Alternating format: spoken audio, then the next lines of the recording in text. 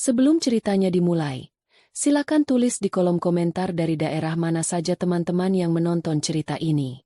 Jangan lupa like dan subscribe agar channel ini bisa semakin berkembang dan bisa mempersembahkan cerita yang lebih menarik lagi. Pagi itu dimulai seperti pagi-pagi lainnya selama 3 bulan terakhir. Sebuah gelombang mual yang pelan namun pasti merayap dari dasar perut Sekar, memaksanya untuk segera bangkit dari tempat tidur. Ia bergegas ke kamar mandi, memuntahkan sisa makan malam yang tak seberapa. Setelah beberapa menit yang menyiksa, ia berkumur dan menatap pantulan dirinya di cermin.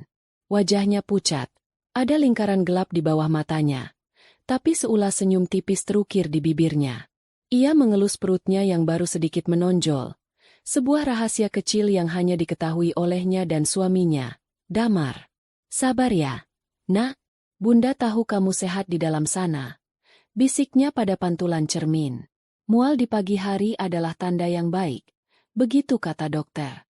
Tanda bahwa janinnya tumbuh kuat. Ia kembali ke kamar tidur yang terasa lengang. Damar sudah berangkat sejak 2 hari yang lalu untuk perjalanan bisnis keluar kota. Setidaknya, itu yang dikatakannya. Sekar merapikan tempat tidur. Aroma parfum Damar yang samar masih tertinggal di bantal, memberinya sedikit rasa nyaman. Ia merindukan suaminya. Ia merindukan pelukannya yang hangat di malam hari, candaannya yang renyah di pagi hari, dan caranya mengelus perut Sekar sambil berbisik tentang masa depan mereka bertiga. Rumah terasa begitu sepi tanpanya. Hanya ada suara detak jam dinding di ruang tengah dan dengung kulkas di dapur. Sekar berjalan ke dapur, memutuskan untuk membuat roti panggang dengan selai kacang, satu-satunya makanan yang bisa ia toleransi saat mual paginya sedang parah.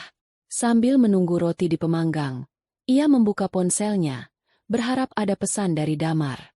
Mungkin sekadar ucapan selamat pagi atau bertanya apakah ia sudah sarapan. Tapi tak ada notifikasi baru. Sekar menghela napas. Mungkin Damar sibuk, pikirnya. Rapat pagi atau pertemuan penting. Ia mencoba untuk tidak berpikiran negatif. Damar adalah suami yang baik, pekerja keras, dan sangat mencintainya. Mereka telah membangun rumah tangga ini selama 3 tahun, dan kehamilan ini adalah jawaban atas doa-doa mereka selama ini. Damar begitu gembira saat tahu ia akan menjadi seorang ayah.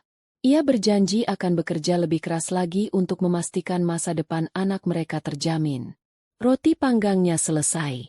Sekar duduk sendirian di meja makan yang besar. Meja yang biasanya mereka bagi berdua sambil tertawa. Ia makan perlahan. Setiap gigitan terasa hambar. Ia membuka galeri foto di ponselnya, melihat-lihat foto pernikahan mereka. Senyum bahagia Damar saat mengucapkan janji suci, tatapan penuh cinta di matanya. Semua terasa begitu nyata, begitu hangat. Bagaimana mungkin ia meragukan pria itu? Setelah sarapan, ia mulai melakukan pekerjaan rumah tangga. Menyapu, mencuci piring, dan menyiapkan bahan-bahan untuk makan siang, kalau-kalau mualnya mereda. Saat sedang membersihkan debu di rak buku, ponselnya yang tergeletak di sofa bergetar. Dengan semangat, ia meraihnya. Senyumnya sudah mengembang, yakin itu pasti dari Damar. Dan benar saja, ada satu notifikasi WhatsApp dari Damar. Tapi senyum di wajah Sekar membeku saat membaca baris pesan yang singkat dan dingin itu. Hanya ada 3 kata. 3 kata yang terasa seperti palu godam yang menghantam dadanya. Aku ceraikan kamu. Sekar membacanya sekali lagi. Lalu sekali lagi. Matanya mengerjap. Mencoba memastikan bahwa ia tidak salah baca. Mungkin ini hanya lelucon. Damar terkadang suka bercanda. Meskipun lelucon semacam ini sangat tidak lucu. Jarinya yang gemetar menekan tombol panggil. Nada sambung terdengar. Tapi langsung ditolak. Ia mencoba lagi. Ditolak lagi. Jantungnya mulai berdebar kencang. Napasnya terasa sesak. Ini bukan lelucon. Ia mengetik balasan dengan panik. Mas, ini maksudnya apa? Kamu lagi bercanda kan? Mas, tolong angkat teleponnya. Pesan itu terkirim. Centang 2 biru. Damar membacanya. Tapi tidak ada balasan. Sekar mondar-mandir di ruang tengah. Ponsel tergenggam erat di tangannya yang berkeringat. Pikirannya kacau. Apa salahnya? Apa yang telah ia lakukan? Semalam mereka masih bertukar pesan mesra. Damar bilang ia merindukannya. Apa yang terjadi dalam semalam? Beberapa menit kemudian, sebuah notifikasi lain masuk. Kali ini dari nomor yang tidak ia kenal. Ada sebuah pesan gambar. Dengan perasaan was-was, ia membukanya. Dunianya runtuh seketika. Itu adalah foto selfie. Damar ada di sana, tersenyum lebar ke arah kamera, tidak mengenakan baju, hanya selimut yang menutupi tubuhnya hingga sebatas dada. Di sampingnya, seorang wanita cantik dengan rambut panjang tergerai, bersandar manja di bahunya. Wanita itu yang memegang kamera. Wajahnya menunjukkan ekspresi kemenangan yang angkuh. Latar belakangnya adalah sebuah kamar hotel yang mewah. Di bawah foto itu, ada sebuah caption singkat yang terasa seperti sayatan pisau di hatinya. Terima kasih sudah memilihku. Selamat tinggal, masa lalu. Sekar merasakan kakinya lemas. Ia jatuh terduduk di lantai yang dingin. Ponsel itu terlepas dari genggamannya. Jadi ini perjalanan bisnis yang Damar maksud. Wanita itu, siapa dia? Ia mencoba mengingat-ingat. Tapi wajah itu terasa asing. Rasa mual yang tadi pagi ia rasakan kembali dengan kekuatan 10 kali lipat. Tapi kali ini bukan karena kehamilannya. Ini adalah mual karena pengkhianatan. Karena rasa sakit yang begitu hebat hingga terasa fisik. Air mata mulai mengalir deras, membasahi pipinya. Isak tangisnya pecah, memenuhi rumah yang sunyi. Ia memeluk perutnya, merasakan ketakutan yang luar biasa. Bagaimana dengan anak mereka? Anak yang begitu diinginkan Damar? Atau setidaknya, anak yang Sekar kira begitu diinginkan Damar. Di tengah tangisnya yang pilu, ponselnya bergetar lagi.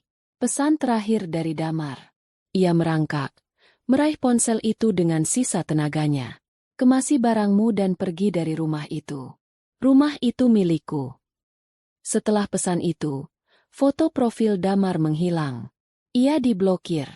Hubungan 3 tahun, sebuah janji suci, dan seorang anak yang belum lahir. Semuanya diputuskan melalui beberapa baris pesan teks, tanpa penjelasan, tanpa belas kasihan. Sekar menatap sekeliling rumah itu. Rumah yang ia tata dengan penuh cinta. Setiap sudutnya berisi kenangan. Kini, rumah itu terasa seperti sangkar asing yang dingin. Ia bukan lagi penghuninya. Ia hanyalah masa lalu yang harus disingkirkan. Tangisnya semakin menjadi, bukan lagi isak tangis, melainkan raungan keputusasaan dari seorang wanita yang dunianya baru saja dihancurkan berkeping-keping. Waktu seolah berhenti. Sekar tidak tahu sudah berapa lama ia terduduk di lantai yang dingin, memeluk lututnya sambil menatap kosong ke dinding. Air matanya sudah kering, menyisakan jejak asin di pipinya yang pucat. Suara jam dinding yang berdetak terasa mengejeknya, mengingatkan bahwa waktu terus berjalan sementara hidupnya baru saja terlempar ke jurang kehancuran. Setiap sudut rumah yang dulu terasa hangat dan penuh cinta, kini terasa mengancam. Foto pernikahan mereka di dinding seolah menatapnya dengan iba. Sofa tempat mereka biasa menonton film bersama terasa dingin dan tak ramah. Semua benda mati di sekelilingnya menjadi saksi bisu dari pengkhianatan yang baru saja ia alami. Ia mencoba bangkit. Kakinya terasa seperti jeli. Ia berjalan sempoyongan ke kamar tidur, membuka lemari pakaian Damar. Semua masih tersusun rapi seperti saat ia menatanya sebelum Damar berangkat. Ia mengambil salah satu kemeja kerja Damar, menghirup aromanya dalam-dalam. Aroma yang dulu memberinya rasa aman, kini terasa seperti racun yang menyesakkan paru-parunya. Ia melempar kemeja itu dengan marah, merubuhkan semua pakaian di dalam lemari hingga berantakan di lantai. Amarah, sedih, dan bingung berbaur menjadi satu, menciptakan badai emosi yang dahsyat di dalam dirinya. Ia harus pergi. Damar sudah mengatakannya. Rumah ini bukan lagi miliknya. Tapi kemana? Orang tuanya sudah tiada, dan kerabat terdekatnya tinggal di luar pulau. Ia meraih ponselnya lagi, membuka daftar kontak, mencari nama teman-teman yang mungkin bisa ia tuju. Tapi rasa malu menahannya. Bagaimana ia harus menjelaskan bahwa ia baru saja diceraikan lewat WhatsApp dan diusir dari rumah oleh suaminya sendiri saat sedang hamil? Hinaan itu terlalu berat untuk ia bagikan. Malam mulai turun, mengubah warna langit di luar jendela menjadi jingga kelabu. Sekar belum makan sejak sarapan roti panggangnya yang terasa seperti sekam. Perutnya kosong, tapi ia tidak merasakan lapar. Yang ia rasakan hanyalah kekosongan yang menganga di hatinya. Ia teringat pada janin di dalam kandungannya. Ia mengelus perutnya dengan lembut. Setidaknya, ia tidak sendirian. Ia punya anaknya. Pikiran itu memberinya sedikit kekuatan. Ia harus kuat demi anaknya. Ia mengambil sebuah tas travel besar dan mulai memasukkan beberapa helai pakaiannya. Ia tidak tahu harus membawa apa.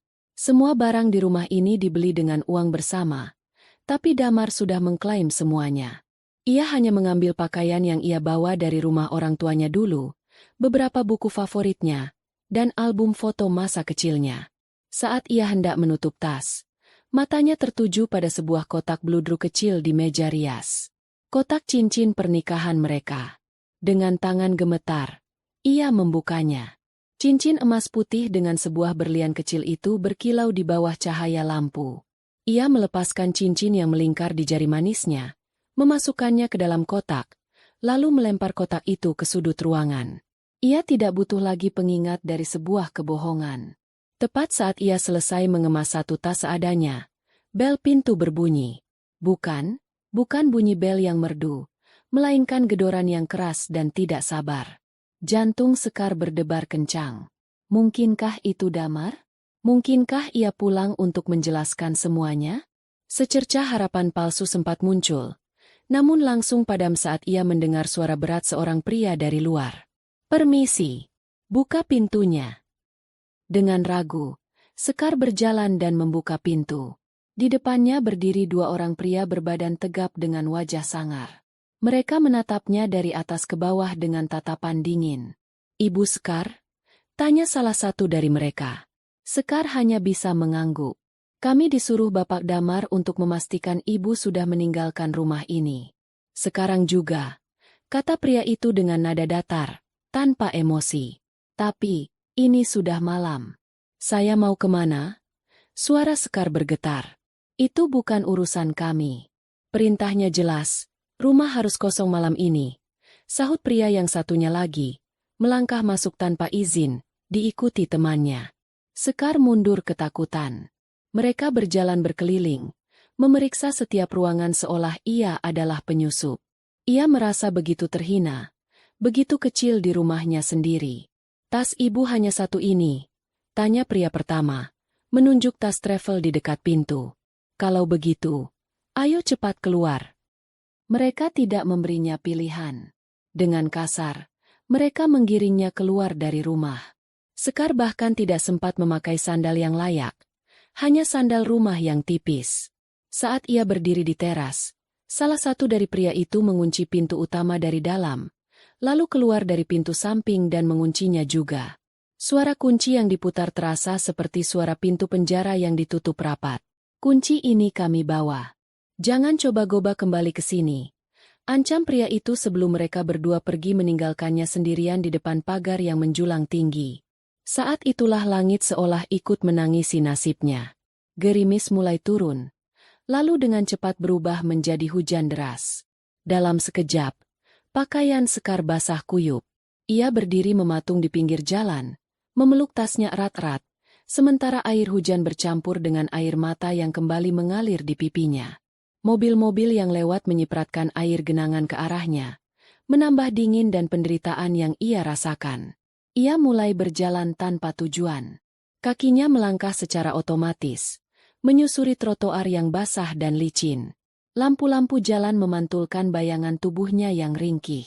Ia kedinginan, lapar, dan putus asa. Setiap langkah terasa begitu berat. Ia melihat sepasang suami istri berlari kecil di bawah satu payung, tertawa bersama. Pemandangan itu menyayat hatinya, membuatnya semakin merasa sendirian. Setelah berjalan entah berapa lama, tenaganya habis. Ia berhenti di depan sebuah ruko yang sudah tutup, berteduh di bawah kanopinya yang sempit. Ia merosot ke lantai, memeluk lututnya. Tubuhnya gemetar hebat karena kedinginan dan syok. Pandangannya mulai kabur, kepalanya terasa pening. Ia berpikir, Mungkin lebih baik jika ia mati saja. Tapi kemudian ia merasakan sebuah gerakan halus di dalam perutnya, seolah anaknya sedang mengingatkannya untuk bertahan. Di tengah keputusasaannya, sebuah mobil berhenti tepat di depannya. Lampunya yang terang menyilaukan matanya. Pintu mobil terbuka, dan seorang wanita turun sambil memegang payung.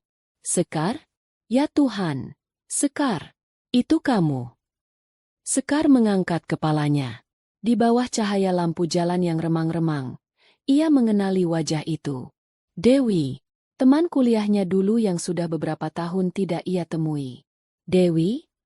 bisiknya dengan suara serak. Dewi berlari menghampirinya. Wajahnya menunjukkan ekspresi kaget dan khawatir.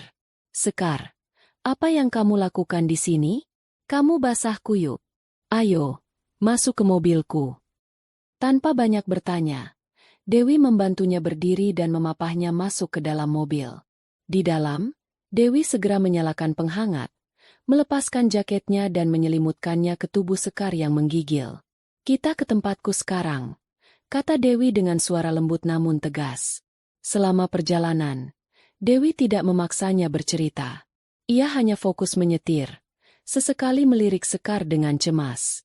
Keheningan di dalam mobil itu terasa menenangkan. Sekar bersandar di kursi, memejamkan matanya, dan untuk pertama kalinya sejak menerima pesan itu, ia merasa secercah kehangatan. Bukan hanya dari jaket Dewi, tapi dari kepedulian tulus yang tak terduga. Mereka tiba di sebuah rumah kontrakan sederhana di gang yang tidak terlalu besar. Rumah itu kecil, jauh berbeda dari rumah megah yang baru saja ia tinggalkan. Tapi saat Dewi membuka pintu dan menyalakan lampu, Sekar merasakan aura kehangatan yang sudah lama tidak ia rasakan. Dewi membantunya masuk, mendudukannya di sofa, dan segera membuatkannya teh hangat. Setelah memberikan pakaian kering miliknya, Dewi duduk di sampingnya. "Sekar, aku tidak akan memaksa. Tapi kalau kamu siap, ceritakan apa yang terjadi," kata Dewi pelan. Menatap wajah sahabatnya yang penuh empati, pertahanan Sekar runtuh. Ia menceritakan semuanya dari awal. Tentang pesan WhatsApp, foto perselingkuhan, hingga pengusiran yang kejam. Ia menangis sejadi-jadinya, menumpahkan semua rasa sakit, amarah, dan ketakutannya. Dewi mendengarkan dengan sabar, memeluknya erat, membiarkannya meluapkan segalanya hingga ia lelah dan tertidur di pelukannya. Malam itu, di tengah badai yang masih mengamuk di luar, Sekar akhirnya menemukan tempat berteduh yang aman. Di dalam rumah kecil sahabatnya, ia mulai menyadari bahwa meskipun dunianya telah hancur, ia tidak sepenuhnya sendirian. Benih perlawanan, sekecil apapun itu, mulai tertanam di hatinya yang terluka. Hari-hari pertama di kontrakan Dewi terasa seperti kabut tebal yang tak berujung. Sekar lebih banyak menghabiskan waktunya di kamar tidur kecil yang disiapkan Dewi untuknya. Sebuah ruangan sederhana dengan satu kasur lantai, lemari plastik, dan jendela yang menghadap ke dinding tetangga. Ia tidur bukan karena lelah, tapi karena dalam tidur ia bisa sejenak lari dari kenyataan. Saat ia terbangun, rasa sakit itu akan kembali menghantamnya seperti ombak besar, membuatnya sesak napas. Setiap detail pengkhianatan damar berputar-putar di kepalanya tanpa henti. Pesan cerai yang dingin, foto mesra yang angkuh, dan kata-kata pengusiran yang kejam. Dewi adalah penyelamatnya dalam arti yang sesungguhnya. Ia tidak pernah menghakimi, tidak pernah mendesak. Setiap pagi, ia akan mengetuk pintu kamar Sekar dengan pelan, membawakan segelas susu hangat untuk ibu hamil dan semangkuk bubur. Ia akan duduk di tepi kasur, mengobrol tentang hal-hal ringan, cuaca, gosip di kantornya, atau film yang baru ia tonton, menciptakan gelembung normalitas di tengah kekacauan hidup Sekar. Dewi membiarkan Sekar menangis saat ia perlu menangis, dan dia menemaninya saat ia hanya ingin menatap kosong ke dinding. "Kamu boleh tinggal di sini selama yang kamu butuhkan, Sekar. Jangan pikirkan soal biaya. Anggap saja ini rumahmu juga," kata Dewi di suatu sore, sambil menyodorkan sepiring irisan buah pada Sekar. Sekar menatap sahabatnya dengan mata sembab. "Aku tidak tahu bagaimana harus berterima kasih. Why? Jangan berterima kasih. Cukup habiskan buah ini untuk calon keponakanku. Jawab Dewi sambil tersenyum tulus. Meski dikelilingi kebaikan Dewi, hati Sekar tetap terasa beku. Kesedihan itu begitu dalam, begitu mengakar. Ia merasa dirinya tidak berharga, dibuang begitu saja seperti sampah. Ia kehilangan suaminya, rumahnya, dan masa depannya dalam sekejap. Ia bahkan mulai mempertanyakan kehamilannya. Haruskah ia membesarkan anak ini sendirian? Anak dari seorang ayah yang begitu tega menyakitinya? Pikiran-pikiran gelap itu seringkali datang di tengah malam, membuatnya terjaga hingga fajar. Titik baliknya terjadi sekitar 2 minggu setelah ia tinggal bersama Dewi. Saat itu, Dewi sedang bekerja dan Sekar sendirian di rumah. Ia merasa sedikit lebih baik hari itu. Mual paginya tidak terlalu parah. Didorong oleh rasa penasaran yang menyakitkan, ia meminjam laptop Dewi. Dengan jari gemetar, ia membuka media sosial. Ia tahu ini ide yang buruk, tapi ia tidak bisa menahannya. Ia perlu melihat, ia perlu tahu. Ia mengetik nama lengkap Damar di kolom pencarian. Akun Damar dikunci. Tentu saja. Lalu, ia mencoba mengetik nama wanita yang ada di foto itu. Ia tidak tahu namanya, tapi ia ingat wajahnya yang cantik dan angkuh. Ia mencoba mencari di daftar teman Damar, tapi ia sudah diblokir. Kemudian ia teringat sesuatu. Beberapa bulan lalu, Damar pernah menyebut nama seorang klien baru yang sangat potensial, seorang selebgram di bidang fashion. Namanya Jelita. Dengan jantung berdebar, ia mengetik nama Jelita Anindya. Profil pertama yang muncul adalah profil yang tepat. Centang biru, ratusan ribu pengikut. Dan foto profilnya adalah wajah yang sama dengan yang menghantui mimpi buruknya. Akunnya tidak dikunci. Jelita adalah tipe orang yang memamerkan setiap detail kehidupannya pada dunia. Dan dunia yang ia pamerkan adalah dunia yang seharusnya menjadi milik Sekar. Sekar menggulir layar ke bawah. Ada foto Jelita dan Damar sedang makan malam di restoran termahal di kota, dengan caption, "Malam yang sempurna dengan lelakiku."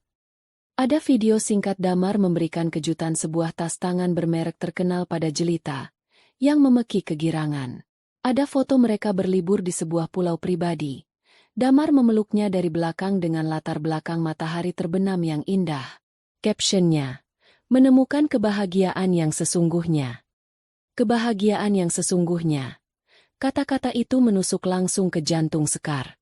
Jadi, 3 tahun pernikahan mereka, semua tawa dan tangis, semua rencana dan mimpi, semuanya adalah kebahagiaan yang palsu? Amarah mulai menjalari pembuluh darahnya, panas dan membakar. Ia melihat tanggal unggahan foto-foto itu. Beberapa di antaranya diunggah bahkan sebelum Damar menceraikannya. Jadi, perjalanan bisnis, itu adalah kebohongan. Semua, lembur di kantor, itu adalah kebohongan. Seluruh hidupnya selama ini dibangun di atas kebohongan besar. Ia terus menggulir, menyiksa dirinya sendiri. Ia melihat komentar-komentar di bawah foto itu. Teman-teman Jelita memuji mereka sebagai pasangan serasi. Para pengikutnya menulis, "Semoga langgeng sampai pelaminan." Tidak ada satupun yang tahu bahwa lelaki yang dipuja-puja itu baru saja mencampakkan istrinya yang sedang hamil. Saat itulah kesedihan di dalam diri Sekar mati. Benar-benar mati. Yang tersisa hanyalah kemarahan yang dingin dan tajam. Ia tidak lagi menangis. Air matanya seolah telah mengering selamanya. Ia menatap foto Damar yang tersenyum bahagia di layar laptop.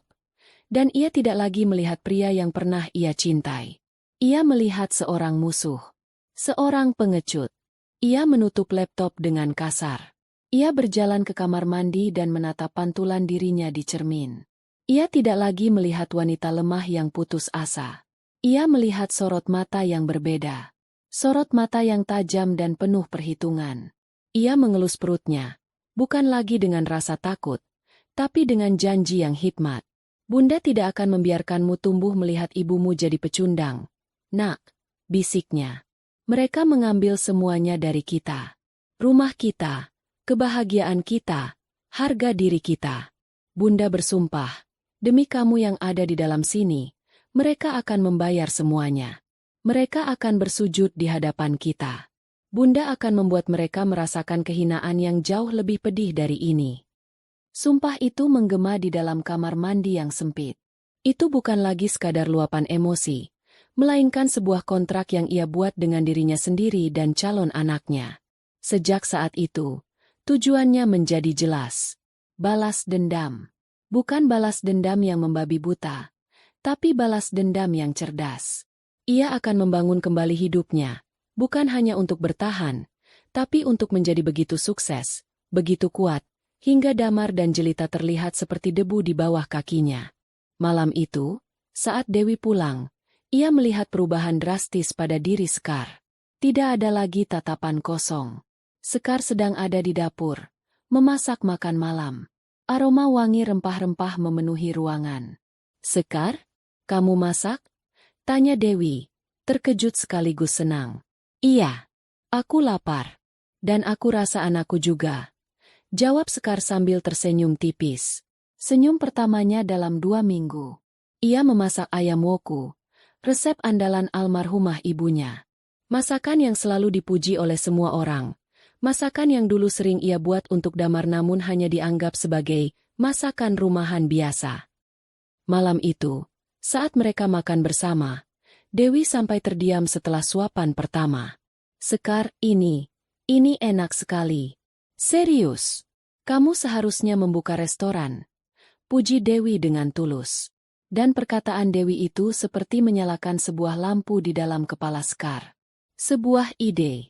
Ia punya keahlian. Ia punya warisan. Resep-resep ibunya bukan hanya sekadar masakan, tapi sebuah pusaka yang bisa menjadi senjatanya. Restoran butuh modal besar, why? Kata Sekar. Namun dalam hatinya ide itu mulai berakar. Tidak perlu langsung restoran, sahut Dewi bersemangat. Zaman sekarang semuanya online. Kamu bisa mulai dari dapur ini. Jual nasi kotak untuk makan siang. Promosikan di media sosial. Kita mulai dari yang kecil. Sekar menatap Dewi, lalu menatap piring di hadapannya. Sebuah rencana mulai terbentuk di benaknya. Sebuah rencana yang dibangun di atas rasa sakit dan diresapi dengan bumbu dendam. Ia mengambil sisa tabungan yang ia bawa, hanya beberapa juta rupiah. Ditambah sedikit pinjaman dari Dewi, modalnya sangat pas-pasan. Ayo kita lakukan, kata Sekar dengan suara mantap. Tatapan matanya menyiratkan kobaran api yang baru saja tersulut. Kita namai Dapur Bunda. Malam itu, Sekar tidak bisa tidur. Bukan karena kesedihan, tapi karena otaknya sibuk merancang menu, menghitung biaya, dan menyusun strategi. Benih dendam itu telah tumbuh, akarnya mencengkeram jiwanya, dan batangnya adalah tekad yang tak terpatahkan. Ia akan membangun istananya. Dimulai dari puing-puing hatinya yang hancur, dari dapur sempit di rumah kontrakan sahabatnya. Hari pertama, Dapur Bunda beroperasi adalah hari yang penuh dengan kekacauan yang menegangkan. Dapur Dewi yang biasanya rapi dan tenang, kini berubah menjadi medan perang. Aroma bawang yang ditumis, jahe yang digeprek, dan cabai yang diulek bercampur menjadi satu, memenuhi setiap sudut rumah kontrakan yang mungil itu. Sekar, dengan celemek kebesaran yang menutupi perutnya yang semakin buncit, bergerak lincah di antara kompor, talenan, dan tumpukan wadah makanan. Keringat membasahi pelipisnya, tapi matanya berkilat penuh konsentrasi. Dewi, yang mengambil cuti sehari untuk membantu peluncuran bisnis sahabatnya, bertugas sebagai manajer media sosial, fotografer dadakan, sekaligus admin yang menerima pesanan. Ia mengambil foto nasi kotak yang sudah ditata dengan apik, nasi putih hangat, ayam woku yang kemerahan, tumis buncis, dan sambal dabu-dabu, lalu mengunggahnya dengan caption yang menarik. Menu perdana Dapur Bunda. Nasi kotak ayam woku pedas mantap. Resep warisan yang dimasak dengan cinta. Edisi terbatas. Hanya 20 porsi hari ini. Pesan sekarang via WhatsApp. Setelah unggahan itu tayang, mereka berdua menunggu dengan cemas. Menit-menit berlalu terasa seperti jam. Tidak ada satupun notifikasi pesanan yang masuk. Sekar mulai merasa ragu. Apakah idenya ini terlalu gegabah?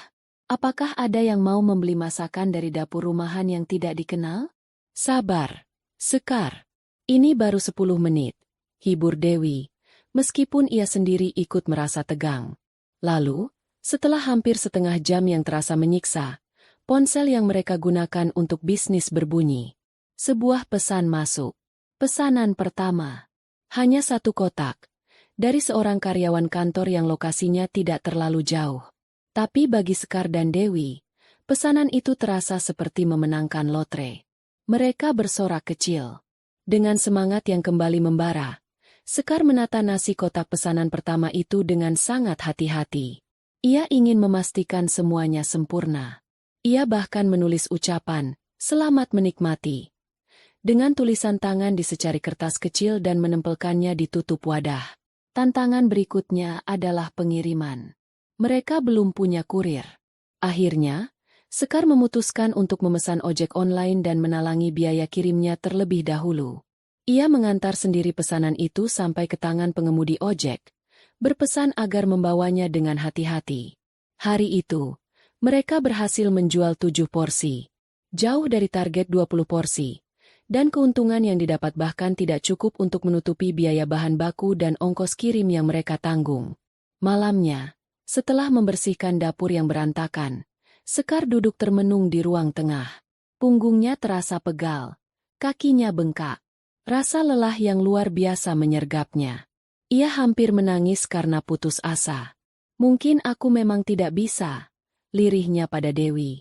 Dewi duduk di sebelahnya, memijat pundak Sekar dengan lembut.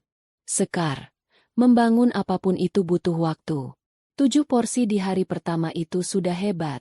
Yang penting, 7 orang hari ini sudah mencicipi masakanmu yang luar biasa. Besok, kita coba lagi." Kata-kata Dewi memberinya kekuatan. Ia tidak boleh menyerah. Ini bukan hanya tentang bisnis, ini tentang harga dirinya, tentang masa depan anaknya. Dan mereka memang mencoba lagi keesokan harinya.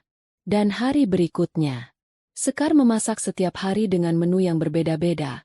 Semua adalah resep andalan keluarganya. Ada rendang daging yang empuk, gulai ikan yang gurih, cumi saus padang yang pedas. Dewi tak kenal lelah mempromosikannya. Perjuangan itu nyata.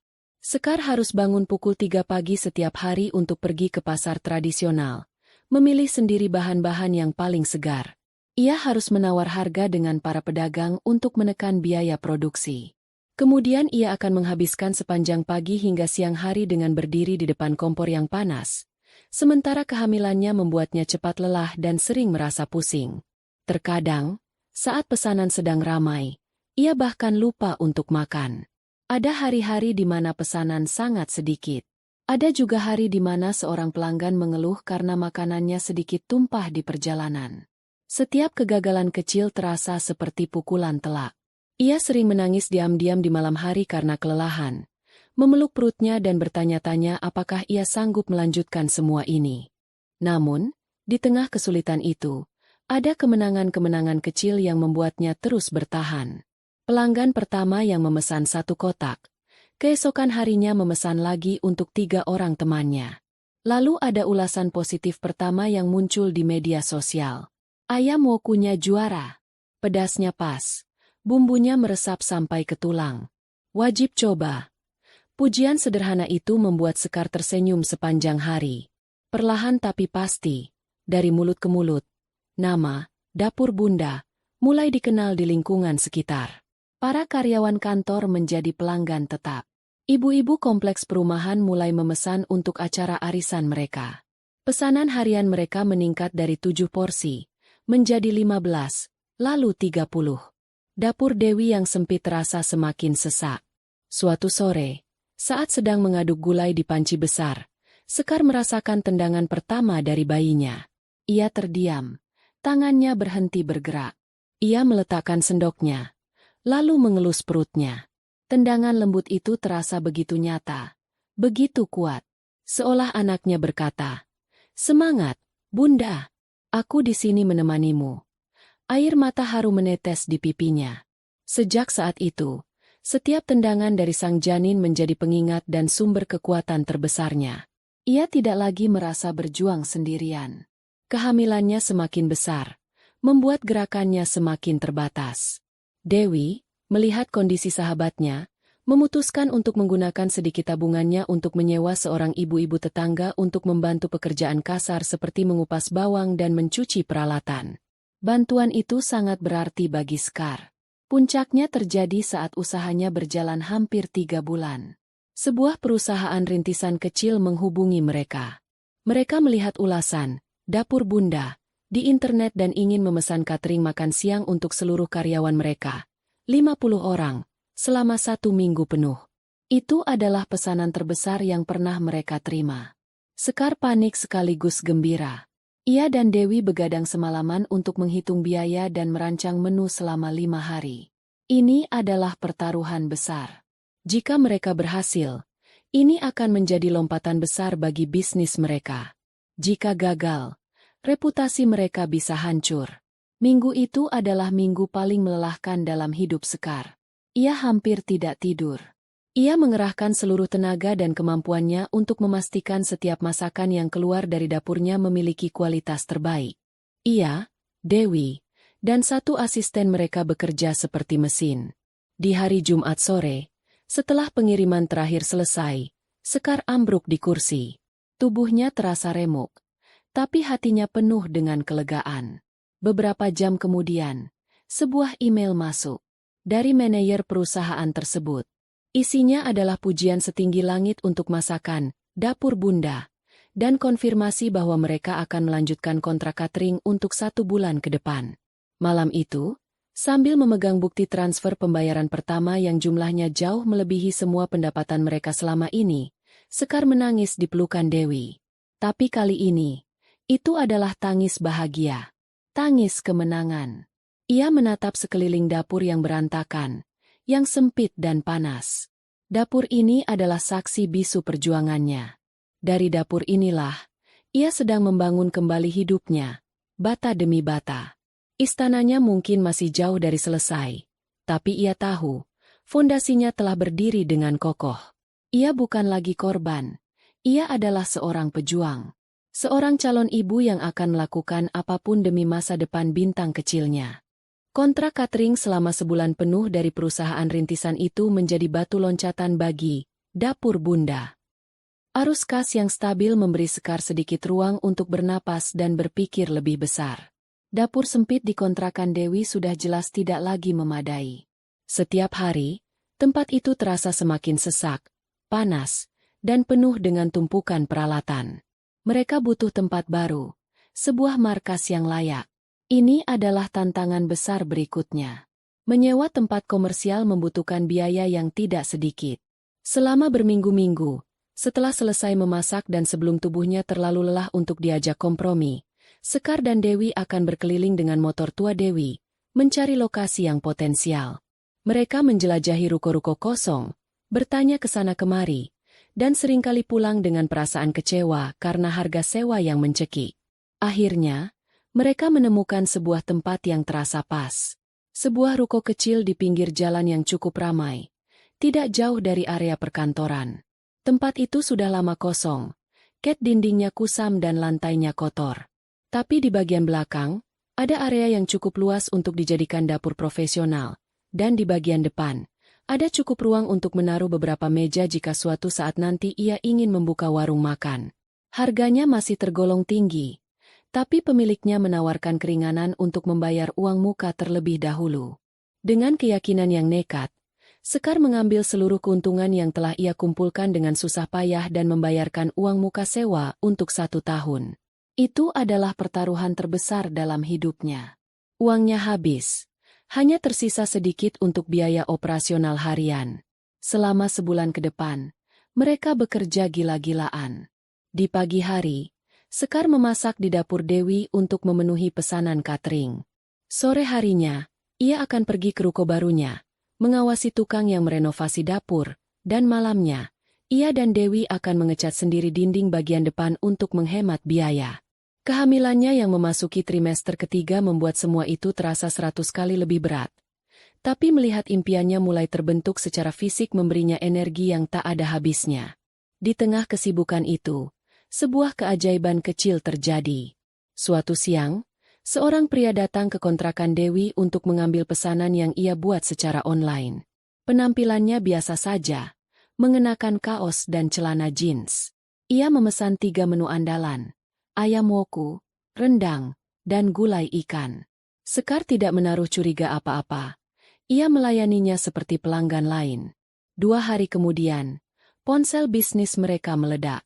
Notifikasi masuk bertubi-tubi. Telepon berdering tanpa henti. Dewi, yang sedang mengurus media sosial, berteriak panik dari ruang tengah. Sekar, Sekar, sini cepat. Kamu tidak akan percaya ini.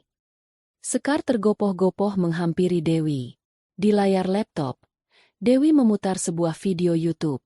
Itu adalah video dari seorang food vlogger paling berpengaruh di negeri ini. Seorang pria yang dikenal dengan ulasannya yang jujur dan tajam.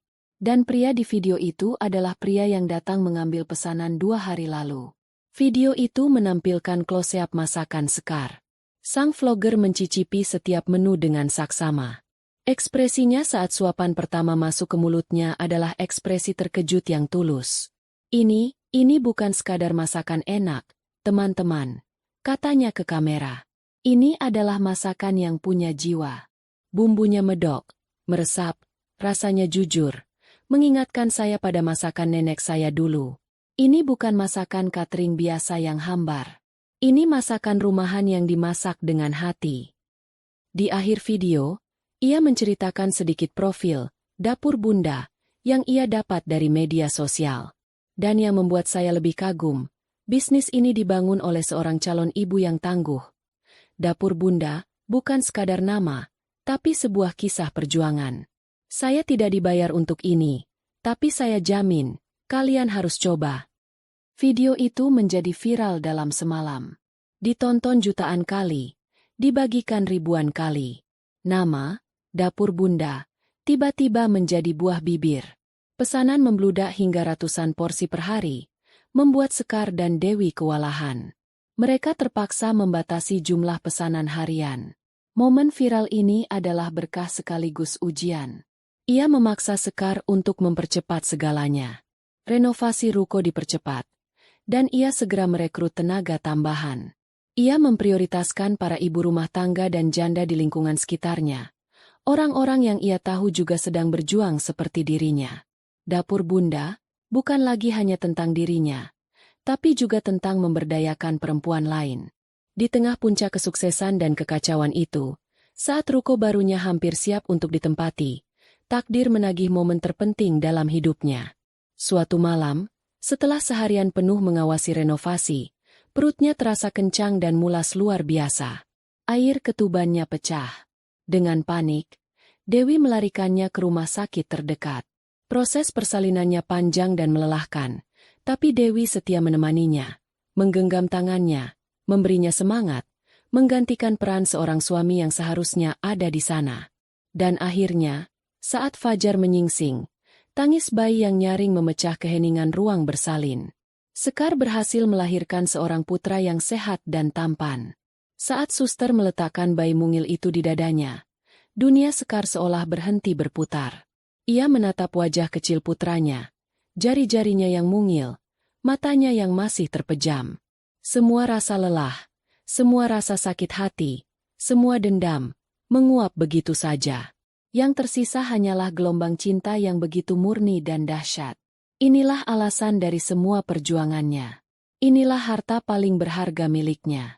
Selamat datang, Nak. Selamat datang, Fajar. Bisiknya sambil berlinang air mata bahagia. Fajar, yang berarti fajar baru. Sebuah awal yang baru untuk kehidupan mereka berdua. Beberapa bulan setelah Fajar lahir, kehidupan Sekar berubah total. Ruko baru, Dapur Bunda, resmi beroperasi. Di bagian depan, ia membuka warung makan kecil yang selalu ramai saat jam makan siang. Di bagian belakang, dapur cateringnya beroperasi tanpa henti. Ia sekarang adalah seorang ibu sekaligus seorang pengusaha dengan belasan karyawan. Dengan penghasilannya yang kini lebih dari cukup, ia akhirnya pindah dari kontrakan Dewi. Ia menyewa sebuah rumah kecil di perumahan yang asri dan tenang, tidak terlalu jauh dari tempat usahanya. Rumah itu punya 2 kamar tidur, 1 untuknya, Dan satu lagi ia sulap menjadi kamar bayi yang nyaman untuk Fajar. Ada juga halaman belakang kecil tempat ia bisa menjemur pakaian sambil mengawasi Fajar bermain. Itu bukan istana, tapi itu adalah surga baginya. Sebuah tempat aman yang ia bangun dengan keringat dan air matanya sendiri. Dewi, sahabat terbaiknya, kini ia angkat menjadi manajer operasional, dapur bunda, dengan gaji yang layak. Itu adalah caranya berterima kasih atas semua kebaikan Dewi yang tak ternilai. 2 tahun berlalu dalam sekejap. Fajar tumbuh menjadi balita yang ceria dan aktif. Dapur bunda telah memiliki 2 cabang baru. Sekar bukan lagi wanita teraniaya yang menangis di pinggir jalan. Ia telah bertransformasi. Ia memotong rambutnya sebahu, mengenakan blazer dan kemeja saat bertemu dengan klien korporat, dan berbicara dengan penuh percaya diri. Ia belajar tentang manajemen, pemasaran, dan keuangan. Sorot matanya tajam, langkahnya mantap. Ia adalah ratu di kerajaannya sendiri, sebuah kerajaan yang ia bangun dari nol. Wanita lembut yang dulu dihancurkan oleh pesan WhatsApp itu kini telah tiada, berganti menjadi seorang perempuan tangguh yang siap menghadapi apapun. Di belahan kota yang lain, di dalam rumah mewah yang dindingnya menyimpan gema kenangan Sekar, sebuah kehidupan yang tampak sempurna mulai menunjukkan retaknya. Damar dan Jelita sedang mengadakan pesta di tepi kolam renang. Musik berdentum kencang, minuman mahal mengalir deras, dan tawa para tamu sosialita terdengar riuh. Jelita, dalam balutan gaun malam yang berkilauan, adalah pusat perhatian. Ia berpose untuk foto, mengunggahnya ke media sosial dengan caption, "Hidup adalah perayaan." Damar berdiri sedikit menjauh. Segelas whisky tergenggam di tangannya. Ia tersenyum pada para tamu, menjabat tangan para kolega bisnisnya. Tapi senyum itu tidak mencapai matanya. Pikirannya kacau. Di balik fasad kemewahan ini, kerajaannya sedang diambang keruntuhan. Bisnis properti yang ia jalankan, yang dulu meroket pesat, kini sedang terjun bebas. Sebuah proyek apartemen mewah yang menjadi andalannya mangkrak karena salah perhitungan dan masalah perizinan. Investor mulai menarik diri, dan hutang pada pemasok menumpuk. Ia terlalu arogan untuk mendengarkan nasihat dari stafnya, terlalu percaya diri dengan keputusannya sendiri. Ia pikir ia bisa menaklukkan dunia, tapi ia lupa bahwa roda selalu berputar. Ia menutupi semua ini dari Jelita. Ia masih memenuhi semua keinginan wanita itu. Tas-tas bermerek edisi terbatas, liburan mewah dadakan, perhiasan berlian. Ia pikir dengan uang, ia bisa membeli kebahagiaan dan kesetiaan Jelita. Tapi ia salah. Ia hanya menunda bom waktu. Pesta usai lewat tengah malam. Setelah tamu terakhir pulang, kemewahan itu menguap, menyisakan kekacauan dan keheningan yang canggung. Jelita melepas sepatu hak tingginya dan melemparnya ke lantai. Pestanya membosankan, keluhnya sambil duduk di sofa, fokus pada ponselnya. Teman-temanku bilang pestamu tidak semewah pesta Rudi minggu lalu. Damar menghela napas lelah. Setidaknya mereka datang. Tentu saja mereka datang. Karena aku yang mengundang, sahut Jelita ketus. Ia kemudian menunjukkan layar ponselnya pada Damar. Lihat ini. Sonya baru saja dikasih hadiah mobil sport baru sama suaminya untuk ulang tahun pernikahan mereka. Kapan kamu mau membelikanku yang baru? Mobilku sudah ketinggalan model. Jelita, kita harus sedikit berhemat bulan ini, kata Damar hati-hati. Wajah Jelita langsung berubah masam. Berhemat? Apa maksudmu berhemat? Kamu sudah janji kita akan ke Eropa musim panas ini. Jangan bilang kamu mau membatalkannya. Bukan membatalkan, hanya menunda. Ada sedikit masalah di kantor. Dalih Damar. Masalah lagi? Setiap kali aku minta sesuatu, kamu selalu bilang ada masalah. Suara Jelita mulai meninggi. Aku dulu bersama denganmu karena kamu bilang kamu bisa memberiku segalanya. Lebih dari yang bisa diberikan oleh siapapun. Apa ini janjimu? Amarah Damar yang sudah ia tahan-tahan akhirnya meledak. Aku sudah memberikanmu segalanya. Rumah ini, mobilmu, semua perhiasan yang kau pakai. Aku meninggalkan istriku untukmu. Dan aku memilihmu daripada pria-pria lain yang lebih kaya, balas Jelita tak mau kalah. Kalau aku tahu kamu akan jadi seperti ini, aku tidak akan pernah mau bersamamu. Pertengkaran itu adalah musik yang akrab di telinga mereka selama beberapa bulan terakhir.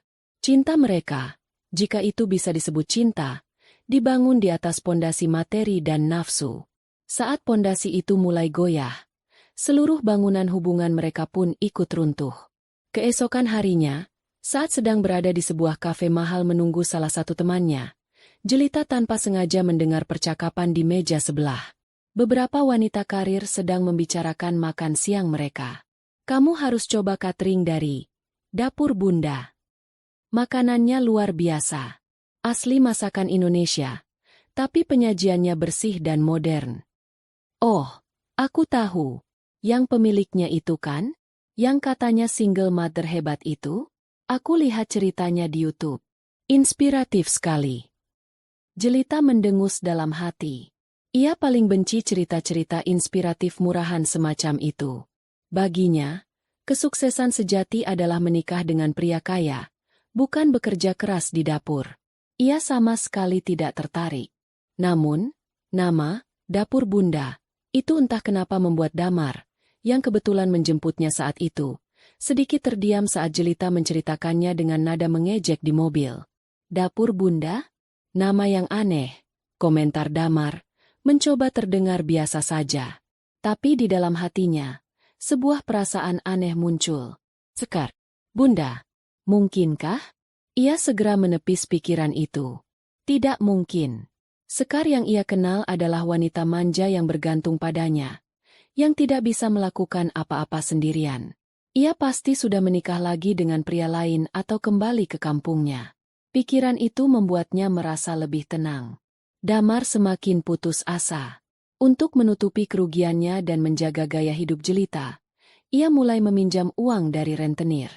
Ia membuat keputusan bisnis yang semakin sembrono, berharap pada satu keajaiban yang akan membalikkan keadaan. Tapi yang terjadi justru sebaliknya. Ia semakin terjerat dalam lingkaran setan utang.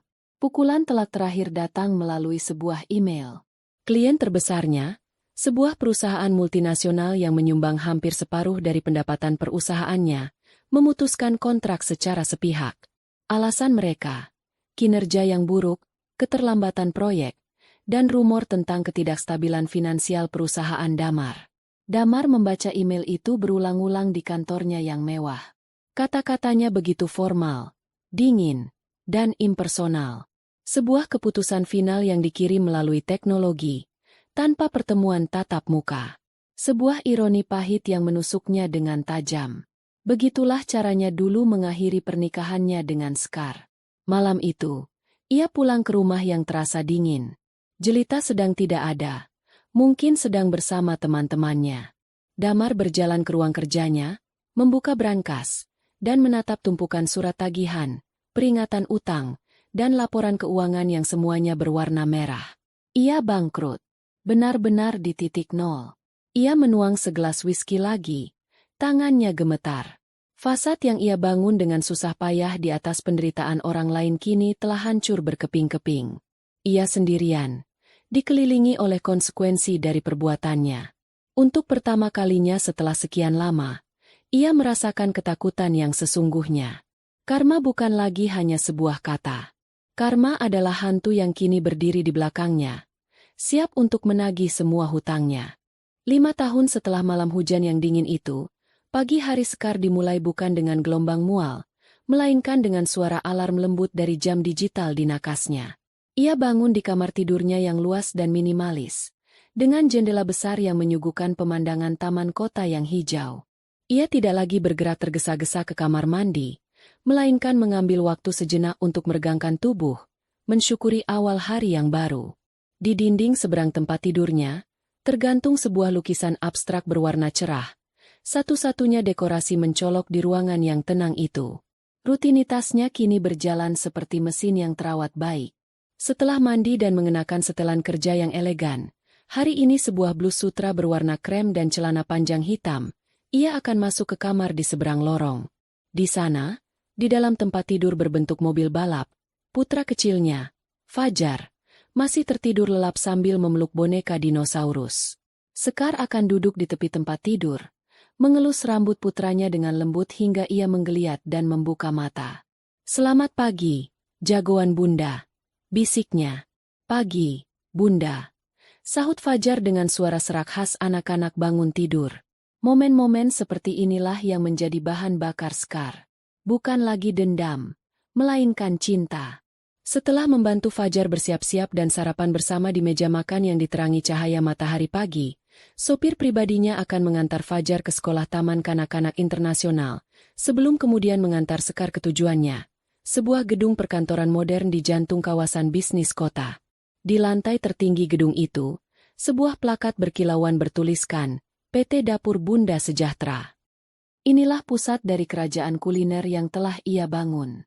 Saat ia melangkah keluar dari lift pribadi, para karyawannya akan menyapanya dengan hormat. "Selamat pagi, Bu Sekar." Ia akan membalas dengan senyum ramah namun berwibawa. Ia tidak lagi menghabiskan harinya di depan kompor panas. Harinya kini diisi dengan rapat-rapat strategis. Pagi itu, ia memimpin rapat jajaran direksi. Dewi, yang kini menjabat sebagai direktur operasional, duduk di sebelah kanannya. Di hadapan mereka ada para manajer dari berbagai divisi, pemasaran, keuangan, pengembangan produk. Mereka membahas laporan kuartal terakhir yang menunjukkan laba di atas target, rencana ekspansi untuk membuka cabang di luar pulau, dan proposal peluncuran lini produk bumbu instan, Dapur Bunda, di supermarket nasional. Sekar berbicara dengan tenang namun tegas. Ia menguasai setiap angka dalam laporan keuangan, memahami setiap detail dari strategi pemasaran. Ia bertanya dengan tajam, memberikan instruksi dengan jelas, dan mendengarkan masukan dari timnya dengan saksama. Tidak ada lagi jejak wanita rapuh yang dulu hidupnya bergantung pada seorang pria. Di ruang rapat itu, ia adalah seorang pemimpin, seorang visioner. Setelah rapat, ia kembali ke ruangannya yang luas. Dari jendela kacanya, ia bisa melihat hiruk-pikuk kota di bawah. Ia teringat, di suatu tempat di antara gedung-gedung itu, ada sebuah ruko kecil tempat ia pernah menangis karena putus asa. Ada sebuah rumah kontrakan sempit tempat seorang sahabat menyelamatkan hidupnya. Jalanan-jalanan yang sama yang dulu ia lalui sebagai seorang wanita terbuang, kini ia pandangi dari singgasananya di puncak. Ponselnya berdering. Sekretarisnya memberitahu bahwa seorang jurnalis dari majalah bisnis terkemuka telah tiba untuk sesi wawancara. Sekar telah menyetujui wawancara ini setelah berbulan-bulan dibujuk. Ia merasa sudah waktunya untuk menceritakan kisahnya, bukan untuk mengorek luka lama, tapi untuk memberi inspirasi. Jurnalis itu seorang wanita muda yang cerdas. Setelah pertanyaan-pertanyaan seputar bisnis dan strategi, ia akhirnya sampai pada pertanyaan yang lebih pribadi. "Bu Sekar, jika ibu tidak keberatan," katanya hati-hati. "Banyak yang tahu bahwa ibu membangun bisnis raksasa ini sebagai seorang ibu tunggal. Kisah di baliknya disebut-sebut sangat mengharukan. Bisakah ibu ceritakan sedikit tentang apa yang menjadi pemicu terbesar bagi ibu untuk memulai semua ini?" Sekar terdiam sejenak. Ia menatap sebuah foto di atas mejanya. Foto dirinya sedang tertawa sambil menggendong Fajar di sebuah pantai. "Pemicu terbesar saya bukanlah sebuah akhir," jawab Sekar dengan suara tenang, "melainkan sebuah awal. Awal dari kehidupan baru sebagai seorang ibu. Saat saya tahu saya akan memiliki seorang anak, saya tahu saya tidak punya pilihan selain menjadi kuat. Saya ingin membangun dunia yang aman dan bahagia untuknya. Sebuah dunia di mana ia tidak akan pernah kekurangan apapun, terutama cinta dan rasa bangga terhadap ibunya. Dapur Bunda lahir dari rahim yang sama dengan anak saya. Keduanya adalah anak saya. Keduanya lahir dari cinta dan perjuangan." Ia menjawab dengan elegan, mengubah narasi penderitaan menjadi narasi kekuatan. Ia tidak menyebut nama Damar, tidak menyinggung soal pengkhianatan. Masa lalu itu adalah bagian dari dirinya, tapi itu tidak lagi mendefinisikan dirinya. Sore harinya, setelah semua pekerjaan selesai, ia akan menjemput Fajar. Ini adalah bagian terbaik dari harinya. Mereka akan mengobrol di mobil tentang apa saja. Tentang teman Fajar yang membawa mainan baru, tentang pelajaran menggambar, tentang kenapa langit berwarna biru. Di rumah, Ia akan melepaskan blazer dan perannya sebagai CEO, dan kembali menjadi bunda seutuhnya. Ia akan menemani Fajar bermain, membacakan dongeng sebelum tidur. Malam itu, setelah Fajar terlelap, ia duduk di balkon apartemennya bersama Dewi. Mereka membuka sebotol anggur untuk merayakan kesepakatan baru yang berhasil mereka dapatkan hari itu. Aku kadang masih tidak percaya, Sekar, kata Dewi sambil menatap gemerlap lampu kota. Rasanya baru kemarin aku menemukanmu menggigil kedinginan di emperan toko. Sekarang, kamu ada di sampul majalah bisnis. Memang benar. Edisi terbaru majalah itu baru saja terbit hari itu. Di sampulnya, terpampang foto Sekar yang tersenyum penuh percaya diri dengan judul besar. Dari hati yang hancur ke kerajaan kuliner, kisah miliaran rupiah Sekar Prameswari. Sekar tersenyum tipis. Itu semua juga berkat kamu. Why? Aku tidak akan pernah sampai di sini tanpamu. Aku hanya menyalakan korek api. Sekar, kamulah apinya. Balas Dewi. Mereka bersulang. Di tengah keheningan malam, Sekar memejamkan matanya. Ia telah berhasil. Ia telah membuktikan pada dunia, pada mantan suaminya, dan yang terpenting, pada dirinya sendiri, bahwa ia lebih dari cukup. Ia bukan lagi bulan yang membutuhkan matahari untuk bersinar. Ia telah menjadi mataharinya sendiri. Sang ratu baru telah mapan di puncaknya, dan sinarnya lebih terang dari yang pernah ia bayangkan. Sementara Sekar bersulang merayakan kesuksesannya di puncak menara gadingnya, di dasar jurang kehidupan, Damar sedang merasakan dinginnya lantai jalanan. Keruntuhannya tidak terjadi secara perlahan, melainkan longsor dahsyat yang menelan semua yang ia miliki dalam sekejap. Setelah email pemutusan kontrak dari klien terbesarnya, berita kebangkrutan perusahaannya menyebar seperti wabah. Para investor panik, bank menagih pinjaman, dan para pemasok menuntut pembayaran. Kantornya yang megah disegel. Para karyawan yang dulu memujanya kini menatapnya dengan pandangan benci sambil menuntut pesangon. Dalam waktu kurang dari sebulan, PT Properti Gemilang, perusahaan yang ia bangun dengan keangkuhan, hanya tinggal nama di atas tumpukan surat gugatan pilot. Jelita adalah orang pertama yang melompat dari kapal yang karam itu. Ia baru menyadari parahnya situasi saat kartu kreditnya ditolak ketika sedang berbelanja di butik favoritnya. Malam itu, ia pulang dan mendapati sebagian perabotan di rumah mereka telah ditempeli stiker sita dari bank. Pertengkaran mereka malam itu adalah yang terakhir dan yang paling brutal. Tidak ada lagi teriakan, hanya hinaan yang dingin dan berbisa. Jadi benar? Kamu bangkrut? Tanya Jelita dengan nada jijik, sambil mulai mengemasi barang-barangnya ke dalam koper-koper bermerek. Damar hanya bisa duduk diam di sofa, terlalu lelah dan hancur untuk berdebat.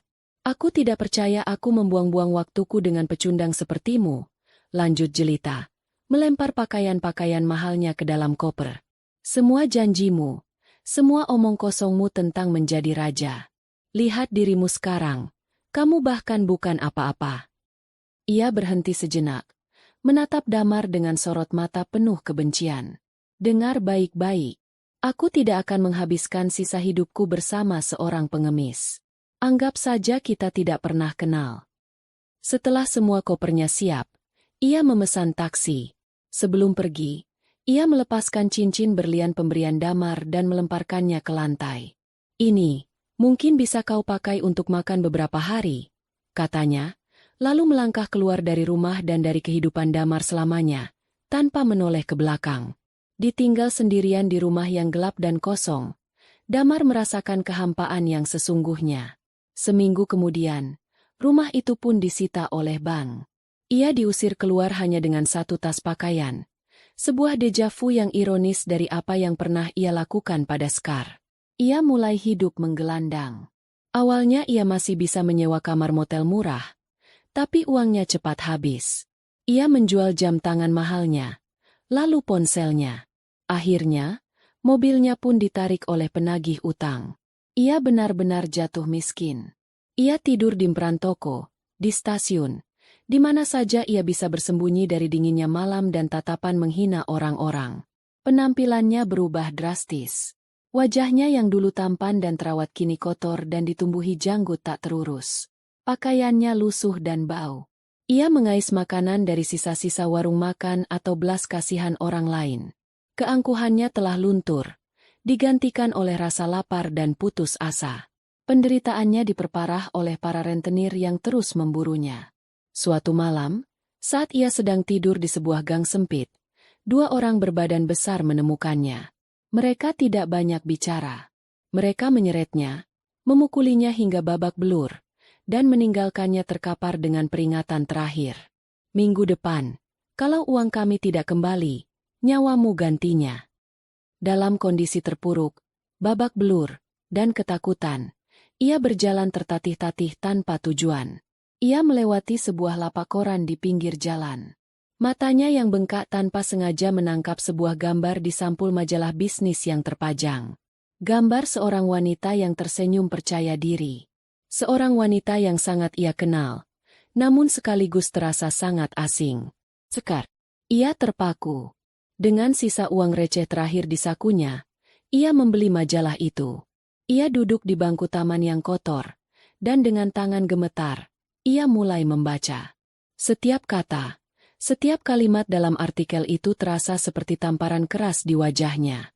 PT Dapur Bunda Sejahtera, valuasi miliaran rupiah, puluhan cabang di seluruh negeri, akan segera go international. Ia membaca tentang kisah perjuangan Sekar dari nol, tentang bagaimana ia membangun bisnisnya sambil mengandung. Artikel itu juga menyebutkan tentang putranya yang kini berusia 5 tahun, bernama Fajar. Putranya, anak kandungnya, emosi yang saling bertentangan bergejolak di dalam dirinya. Ada rasa tidak percaya, ada iri hati yang membakar. Ada penyesalan yang samar. Tapi di atas segalanya, yang paling dominan adalah satu hal, sebuah harapan. Sebuah harapan yang bengkok dan egois. Sekar kaya. Sangat kaya. Ia adalah ibu dari anaknya. Bukankah itu berarti Sekar punya kewajiban untuk menolongnya? Bukankah demi anak mereka, Sekar tidak mungkin membiarkan ayahnya mati di jalanan? Pikiran-pikiran itu berputar di benaknya, memberinya secercah energi baru. Sekar bukan lagi masa lalu yang menyakitkan. Ia adalah satu-satunya tiket lotre untuk keluar dari neraka ini. Ia harus menemuinya. Ia harus membuang harga dirinya, bersujud jika perlu. Dengan tujuan baru itu, ia pergi ke toilet umum, membersihkan wajahnya sebisa mungkin, merapikan rambutnya yang gimbal dengan jari, dan mencoba membuat penampilannya tidak terlalu menyedihkan. Berbekal alamat dari artikel di majalah itu, ia berjalan kaki berkilo-kilometer menuju restoran utama, Dapur Bunda. Saat ia tiba, hari sudah sore. Ia berdiri di seberang jalan, menatap bangunan restoran yang megah itu. Bangunannya modern, dengan papan nama besar yang elegan dan logo ibu menggendong anak yang kini terkenal di mana-mana. Restoran itu ramai, penuh dengan keluarga dan para pekerja kantor yang tertawa bahagia. Ini adalah istana yang dibangun Sekar di atas puing-puing kehidupan yang telah ia hancurkan. Ironi itu terasa begitu menusuk. Ia menelan ludahnya yang terasa pahit. Jantungnya berdebar kencang, campuran antara rasa malu, takut, dan harapan gila. Dunia benar-benar telah berbalik 180 derajat. Dulu, dialah yang berada di puncak dan Sekar di dasar. Sekarang, ia adalah pengemis yang akan memohon belas kasihan dari sang ratu yang pernah ia buang. Setelah mengumpulkan sisa-sisa keberaniannya, ia mulai melangkah menyeberangi jalan, menuju pintu masuk yang berkilauan itu, menuju takdirnya. Damar melangkahkan kakinya melewati pintu kaca yang berat itu, dan seketika ia merasa seperti memasuki dimensi lain. Di luar, ia adalah bagian dari debu dan kotoran jalanan. Di dalam sini, udara terasa sejuk dan bersih, dipenuhi aroma masakan lezat dan alunan musik instrumental yang lembut. Interior restoran itu didesain dengan cita rasa tinggi, perpaduan kayu hangat, tanaman hijau, dan pencahayaan yang temaram. Para tamu yang duduk di meja-meja yang tertata rapi tampak seperti orang-orang yang dunianya tidak pernah tersentuh oleh penderitaan. Mereka tertawa, mengobrol, menikmati hidup. Semua mata seketika tertuju padanya. Seorang wanita penyambut tamu yang cantik dan ramah. Senyumnya langsung membeku saat melihat penampilan Damar yang lusuh dan kotor. Para pelayan berhenti melangkah. Beberapa tamu menatapnya dengan pandangan curiga bercampur jijik. Dalam sekejap, Damar menjadi noda di atas lukisan yang sempurna. "Selamat sore, Pak. Ada yang bisa saya bantu?" tanya si penyambut tamu. Suaranya sopan namun nadanya menjaga jarak. Saya ingin bertemu dengan Ibu Sekar," kata Damar. Suaranya serak dan pelan. "Apakah Bapak sudah punya janji?" "Belum. Tapi tolong, katakan padanya Damar ingin bertemu. Ini sangat penting." Wanita itu menatapnya dari ujung rambut sampai ujung kaki sekali lagi. "Mohon maaf, Pak. Ibu Sekar sangat sibuk dan tidak bisa menemui tamu tanpa janji temu. Mungkin Bapak bisa meninggalkan pesan." Rasa putus asa membuat Damar kehilangan kendali. Ia tidak mungkin pergi sekarang. Ia sudah sampai sejauh ini. "Saya tidak mau meninggalkan pesan. Saya harus bertemu dengannya sekarang juga." Suaranya meninggi, menarik lebih banyak perhatian. Dua orang petugas keamanan berbadan tegap yang berjaga di dekat pintu segera menghampirinya. "Pak, mohon jangan membuat keributan. Mari ikut kami keluar," kata salah satu dari mereka dengan tegas. Tangannya sudah memegang lengan Damar. Cengkeraman itu menyadarkan Damar akan posisinya. Ia adalah seorang pengemis yang diusir. Penghinaan itu membakar wajahnya. Ia meronta. "Lepaskan. Kalian tidak berhak mengusirku. Beritahu Sekar. Ayah dari anaknya ada di sini. Aku ayah Fajar." Teriakannya membuat seisi restoran terdiam. Kata-kata, "Ayah Fajar," menggema di ruangan yang mendadak sunyi itu. Manajer restoran, seorang pria parubaya yang cekatan, segera datang untuk menengahi. Ia menyuruh petugas keamanan untuk membawa Damar ke sebuah ruangan kecil di dekat lobi, menjauhkannya dari pandangan para tamu. Di dalam ruangan itu, sang manajer mencoba menenangkannya, namun Damar terus mengulang kalimat yang sama. Di lantai atas, di dalam kantornya yang kedap suara, Dewi menerima telepon dari sang manajer. Wajahnya langsung berubah pucat saat mendengar apa yang terjadi. Ia segera masuk ke ruangan Sekar. "Sekar," kata Dewi dengan napas terengah. "Dia ada di bawah." "Damar." "Dia membuat keributan dan mengaku sebagai ayah Fajar." Dewi tampak marah. "Biar kusuruh keamanan mengusirnya jauh-jauh. Kalau perlu kita panggil polisi." Sekar, yang sedang meninjau laporan di komputernya, terdiam. Tangannya berhenti bergerak di atas tetikus. Selama beberapa detik ia hanya menatap kosong ke layar. Ia bisa merasakan jantungnya berdebar sedikit lebih cepat. Tapi anehnya, tidak ada rasa takut. Tidak ada rasa panik. Yang ada hanyalah ketenangan yang dingin. Ia telah membayangkan hari ini akan datang, dalam berbagai skenario di benaknya. Sekarang, hari itu telah tiba. Setelah hening sejenak, ia memutar kursinya menghadap Dewi. "Jangan," katanya dengan suara yang mantap. "Suruh dia naik ke ruanganku. Why? Aku akan menemuinya. Sendirian." "Apa? Sekar, kamu gila? Untuk apa?" sergah Dewi, tidak percaya. "Aku hanya ingin menyelesaikan ini sekali untuk selamanya," jawab Sekar. Tatapan matanya begitu tajam, begitu yakin, hingga Dewi tidak bisa membantahnya lagi. Perjalanan Damar dari lobi ke kantor Sekar di lantai atas adalah sebuah parade kehinaan. Ia diapit oleh dua petugas keamanan, berjalan melewati ruang kerja terbuka yang diisi oleh puluhan karyawan yang sibuk. Semua orang berhenti bekerja, menatapnya dengan pandangan ingin tahu. Ia bisa mendengar bisik-bisik mereka. Ia melihat betapa besar dan profesionalnya perusahaan yang dibangun oleh wanita yang pernah ia buang. Setiap langkah terasa seperti injakan di atas harga dirinya yang sudah hancur lebur. Pintu mahoni yang berat di hadapannya terbuka. Ia dipersilakan masuk, lalu pintu itu ditutup kembali, meninggalkannya sendirian di dalam ruangan yang lebih besar dari seluruh rumah kontrakannya dulu. Sekar duduk di belakang meja kerjanya yang besar, membelakangi jendela raksasa yang membingkai pemandangan kota. Ia tampak begitu tenang, begitu berkuasa. Cahaya sore yang masuk dari jendela menciptakan siluet di sekeliling tubuhnya, membuatnya tampak seperti seorang ratu di atas tahtanya. Ia bahkan tidak repot-repot berdiri. Ia hanya menatap Damar, menunggu. Damar berdiri canggung di tengah ruangan, merasa seperti seekor tikus yang terperangkap di dalam istana. Ia menelan ludah, mencoba mencari suaranya. Sekar. Ia memulai. Ia menceritakan semuanya.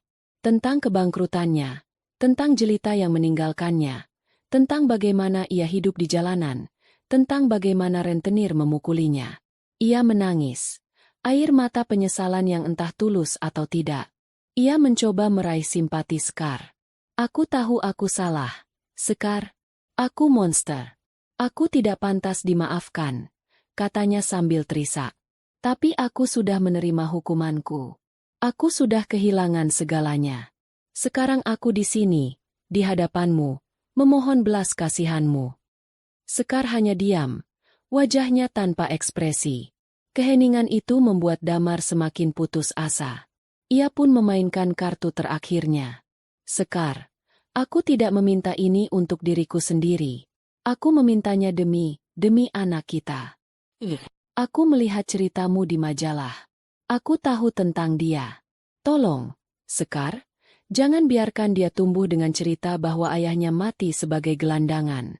Beri aku kesempatan. Pekerjaan apa saja. Aku akan jadi tukang sapu, tukang cuci piring. Apa saja. Agar aku bisa menebus dosaku dan setidaknya menjadi seseorang yang pantas disebut ayah dari kejauhan. Tepat saat Damar menyelesaikan kalimatnya yang penuh manipulasi, interkom di meja Sekar berbunyi. Sekretarisnya berbicara dengan nada ragu. Maaf mengganggu, Bu. Tapi ada seorang wanita di lobi bernama Jelita. Beliau tampak sangat kacau dan memaksa ingin bertemu dengan ibu. Katanya ini soal hidup dan mati. Sebuah senyum tipis, nyaris tak terlihat, tersungging di bibir Sekar. Takdir benar-benar seorang penulis naskah yang ulung. Suruh dia naik juga. Perintah Sekar dengan tenang. Beberapa menit kemudian, pintu terbuka dan Jelita masuk. Ia tampak sama hancurnya dengan Damar. Pakaiannya yang dulu mahal kini tampak kusam. Riasannya luntur oleh air mata. Ia tertegun saat melihat Damar sudah ada di sana. Dua arsitek kehancuran hidup Sekar kini berkumpul di hadapan korban mereka. Seperti pesakitan yang menunggu vonis. Jelita langsung bersimpuh di lantai. Tidak peduli lagi dengan harga diri. Ibu Sekar, saya mohon, tolong saya. Ia menangis. Saya tahu saya salah. Saya dulu buta karena harta. Damar membohongi saya. Dia juga meninggalkan saya. Sekarang saya tidak punya apa-apa. Tidak punya siapa-siapa. Saya mohon pekerjaan, Bu. Jadi petugas kebersihan pun saya mau. Melihat Jelita bersimpuh, Damar seolah mendapat ide. Ia pun ikut menjatuhkan dirinya. Ia berlutut di samping Jelita. Dua orang yang dulu begitu angkuh, yang pernah mengiriminya foto mesra untuk mengejeknya, kini berlutut bersama di atas karpet mahal kantornya. Sumpah itu. Sumpah yang pernah ia ucapkan di kamar mandi sempit kontrakan Dewi, saat ia berada di titik terendah dalam hidupnya. Bunda bersumpah, demi kamu yang ada di dalam sini, mereka akan membayar semuanya. Mereka akan bersujud di hadapan kita. Sumpah itu kini telah menjadi kenyataan. Sekar akhirnya berdiri. Ia melangkah pelan dari balik mejanya, mendekati dua sosok yang sedang bersujud itu. Ia berjongkok sedikit, menatap wajah mereka satu persatu. Tidak ada kemenangan di matanya. Tidak ada amarah. Hanya ada kekosongan yang damai. Api dendam itu telah lama padam. Berdirilah, katanya dengan suara dingin. Pemandangan ini tidak menarik bagiku. Damar dan Jelita perlahan bangkit. Wajah mereka penuh dengan harapan dan ketakutan. Kau ingin pekerjaan agar bisa menjadi ayah yang pantas untuk Fajar? Sekar bertanya pada Damar. Seorang ayah tidak meninggalkan anaknya bahkan sebelum ia lahir. Fajar tidak membutuhkan ayah sepertimu. Ia punya aku. Lalu ia beralih ke Jelita. Dan kau? Kau ingin pekerjaan karena kau tidak punya apa-apa lagi? Dulu, kau mengambil suamiku dan rumahku. Kau mengambil kebahagiaanku. Sekarang kau datang untuk meminta sisa-sisa dariku. Sekar mengambil napas dalam-dalam. Kalian ingin tahu apa balas dendam terbaikku? Bukan dengan melihat kalian menderita. Bukan dengan melihat kalian bersujud seperti ini. Balas dendam terbaikku adalah kesuksesanku. Adalah setiap cabang, dapur bunda, yang kubuka. Adalah setiap senyum di wajah anakku. Adalah kehidupanku yang bahagia tanpamu. Katanya, menunjuk Damar. Itulah balas dendamku. Balas dendam yang tidak bisa kalian bayangkan. Sumpahku sudah lunas hari ini. Lanjutnya, kalian sudah datang dan bersujud. Hutang karma kalian telah ditagih. Ia kembali ke mejanya dan menekan tombol intercom. Suruh keamanan masuk. Sekarang, katanya pada mereka berdua, suaranya final dan tanpa ampun. Keluar dari kehidupanku. Selamanya. Dua petugas keamanan masuk dan menggiring Damar dan Jelita yang sudah lemas tak berdaya keluar dari ruangan. Saat pintu tertutup, Sekar menatap pemandangan kota dari jendelanya. Ia tidak merasa menang. Ia hanya merasa bebas. Babak kelam dalam hidupnya baru saja benar-benar berakhir. Setelah pintu tertutup dan keheningan kembali menyelimuti ruangannya, Sekar tetap berdiri mematung di depan jendela, menatap gedung-gedung pencakar langit yang menjulang angkuh. Suara langkah kaki pelan mendekat, dan Dewi masuk ke dalam ruangan. Wajahnya penuh kekhawatiran. "Kamu tidak apa-apa?" tanya Dewi lembut, meletakkan tangannya di bahu Sekar. Sekar menarik napas panjang, lalu menghembuskannya perlahan. Ia berbalik menghadap sahabatnya dan tersenyum. Senyum tulus pertama setelah drama yang baru saja terjadi. "Aku tidak apa-apa. Why? Aku justru merasa lebih baik dari sebelumnya. Aku tidak percaya kamu sanggup menghadapi mereka berdua sekaligus dengan setenang itu," kata Dewi, masih takjub. "Kalau aku jadi kamu, mungkin aku sudah menyiram mereka dengan air panas." Sekar tertawa kecil. "Lucunya, dulu aku juga berpikir begitu. Selama bertahun-tahun, aku membayangkan hari ini.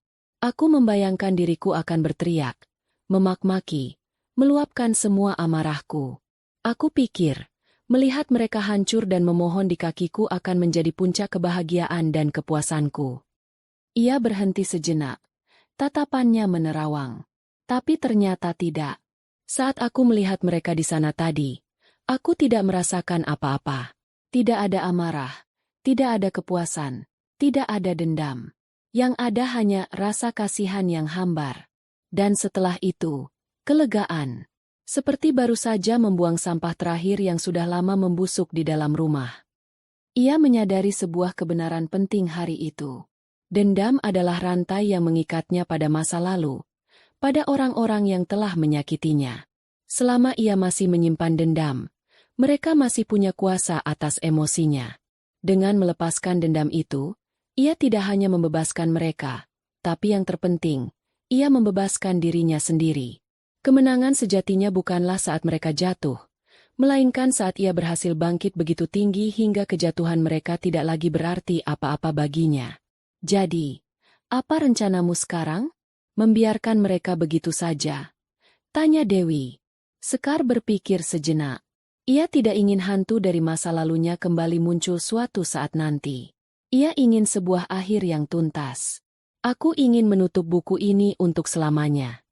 Ia mengangkat telepon dan menghubungi pengacara pribadinya. Ia memberikan instruksi yang jelas. Ia akan memberikan sejumlah kecil uang kepada Damar dan Jelita, secara terpisah. Bukan sebagai hadiah atau pertolongan, melainkan sebagai pesangon untuk menghilang dari hidupnya. Jumlahnya tidak besar, tidak akan membuat mereka kaya, tapi cukup untuk memulai hidup baru di kota lain, cukup untuk membayar ongkos kepergian mereka. Uang itu akan diberikan melalui pengacara, bersama dengan sebuah surat perjanjian yang harus mereka tanda tangani, bahwa mereka tidak akan pernah, dalam kondisi apapun, mencoba menghubungi Sekar atau Fajar lagi. Jika mereka melanggar, akan ada konsekuensi hukum yang berat. Itu bukanlah tindakan belas kasihan. Itu adalah sebuah langkah strategis dari seorang ratu yang membersihkan kerajaannya dari anasir-anasir yang mengganggu. Sebuah cara untuk membeli kedamaian abadi. Sore itu, Sekar memutuskan untuk pulang lebih awal. Ia menolak tawaran sopirnya dan memilih untuk menyetir sendiri. Ia menjemput Fajar di sekolahnya. Melihat putranya berlari ke arahnya dengan tawa riang adalah obat mujarab untuk semua luka batin yang mungkin masih tersisa. "Bunda!" teriak Fajar sambil melompat ke dalam pelukannya. "Hai, jagoan Bunda. Bagaimana sekolah hari ini?" Seru. Tadi Fajar menggambar dinosaurus. Dalam perjalanan pulang, mereka bernyanyi bersama mengikuti lagu anak-anak yang diputar di radio. Semua drama, semua intrik, semua masa lalu yang kelam terasa begitu jauh, tergantikan oleh kebahagiaan sederhana yang nyata ini. Inilah harta karunnya. Inilah istana yang sesungguhnya. Malam itu, rumah kecil mereka diisi dengan aroma manis kue coklat. Sekar dan Fajar membuat kue bersama. Dapur mereka berantakan oleh tepung dan coklat, dan tawa mereka memenuhi seisi rumah. Setelah mandi dan berganti piyama, mereka duduk di sofa sambil menikmati kue hangat buatan mereka. Fajar, sambil mengunyah kuenya, tiba-tiba menatap bundanya dengan tatapan polos. "Bunda, kenapa Fajar tidak punya ayah seperti teman-teman Fajar yang lain?" Pertanyaan itu datang juga. Sekar sudah mempersiapkan dirinya untuk hari ini. Ia meletakkan piringnya, lalu menarik Fajar ke dalam pelukannya. "Karena keluarga itu bentuknya macam-macam, sayang," katanya lembut. "Ada keluarga yang punya ayah dan bunda. Ada yang punya kakek dan nenek. Dan keluarga kita, itu isinya bunda dan jagoan bunda yang paling hebat di seluruh dunia." Apa Fajar merasa kurang bahagia? Fajar menggelengkan kepalanya dengan cepat. "Tidak, Fajar senang sama bunda." "Bunda juga," kata Sekar sambil mencium puncak kepala anaknya. "Cinta di keluarga kita sudah sangat banyak. Cukup untuk kita berdua. Bunda tidak butuh yang lain lagi." Malam itu, setelah membacakan dongeng dan memastikan Fajar tertidur lelap, Sekar berjalan ke balkon kamarnya. Ia menatap langit malam yang cerah, dihiasi ribuan bintang. Ia teringat nama yang ia berikan pada putranya. Fajar. Sebuah fajar baru. Dan memang benar, kehadiran Fajar telah menjadi fajar dalam kegelapan hidupnya. Ia tidak lagi memikirkan damar atau jelita. Nasib mereka bukan lagi urusannya. Ia telah memenangkan perangnya, bukan dengan menghancurkan musuh-musuhnya, tapi dengan membangun kebahagiaannya sendiri. Ia memiliki Fajar. Ia memiliki dapur bunda, ia memiliki Dewi, dan yang terpenting, ia memiliki dirinya sendiri kembali. Ia tersenyum pada bintang-bintang. Ia tidak tahu apa yang akan terjadi di masa depan. Mungkin suatu saat nanti akan ada cinta yang baru, mungkin juga tidak. Tapi itu tidak lagi penting. Ia sudah utuh. Ia sudah lengkap. Kisahnya bukan lagi tentang seorang wanita yang diceraikan lewat WhatsApp, melainkan tentang seorang ratu yang membangun kerajaannya dari nol. Dan di kerajaannya yang damai itu, ia dan pangeran kecilnya akan hidup bahagia selamanya. Fajar baru telah tiba, dan hari-hari di depan tampak begitu cerah dan menjanjikan.